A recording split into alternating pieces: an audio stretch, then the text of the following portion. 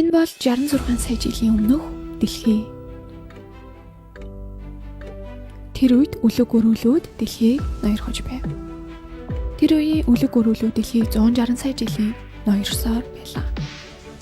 Хойд Америкийн бүс нутагт динозаврын төрөл хамаарах махчин өрүүлүүд сүр хүчийг үзүүлж байв.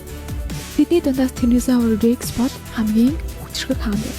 Газар дээрх түүхэнд хамгийн хүчтэй махчин болохын хувьд Tyrannosaurus Rex ихвчлэн хүчтэй Triceratops зэргийг анаж холдог байжээ. Эдгээр хоёр үлэг өрүүлийн хоорондын тэмцэл аль хэдийн олон сая жил үргэлжилсэн. Гэхдээ зөвхөн энэ хоёр биш, үлэг өрүүлийн төрөл зүйл маш олон байсан. Тэд янз бүрийн хэмжээ хэлбэртэйгээр хөгжсөн. Жишээ нь Ankylosaurus аимшигтай сүүлэн зэвсэгтэй. Тэр дээр нь зузаан хуйг нэмэгдэн. Хамгийн хүчрэг магчин ялагдаж ухрах бүрэн.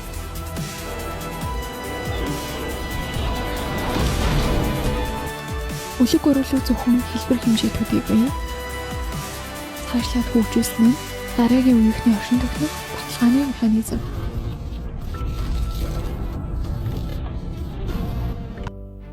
Edmontosaurus энэ нь Хойд Америкт амьдарч байсан үлэг өрвөл. Тэд дулаан газар шороон үүр барьж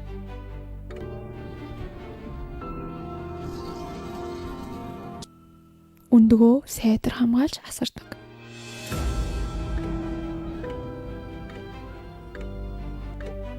Мэдээж Tyrannosaurus Rex тийм зүйлэн байгаагүй ч тэр ч бас ийм чадвартай байсан.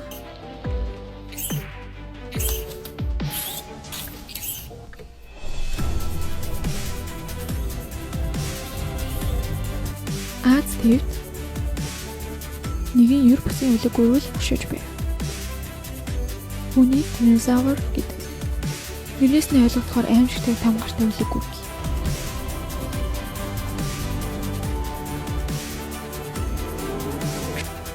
Метр урт биетэй бие даяараа эсэрхэг. Энэ нь үлэг өрүүлийн талаарх бидний төсөөллийг оронгоор нь өөрчилсөн.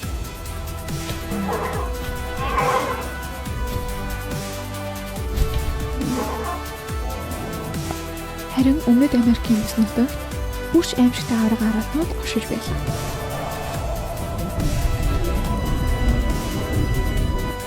Эдгээр Hippopotasaurus 35 метр урттай.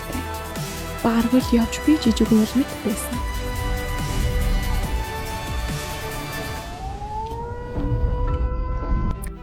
Гэхдээ тэд ч бас дайсантай байсан.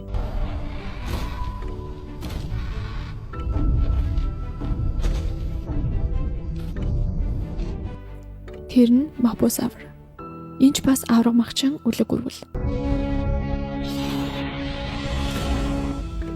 Хурц сарвуутай. Сарвуу 40 см урттай.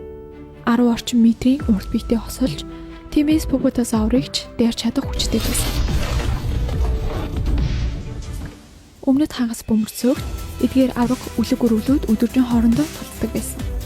Харин энэ бүх ан аван цадхах төдий биш, харин үр төлөө өсөхийн төлөө байв.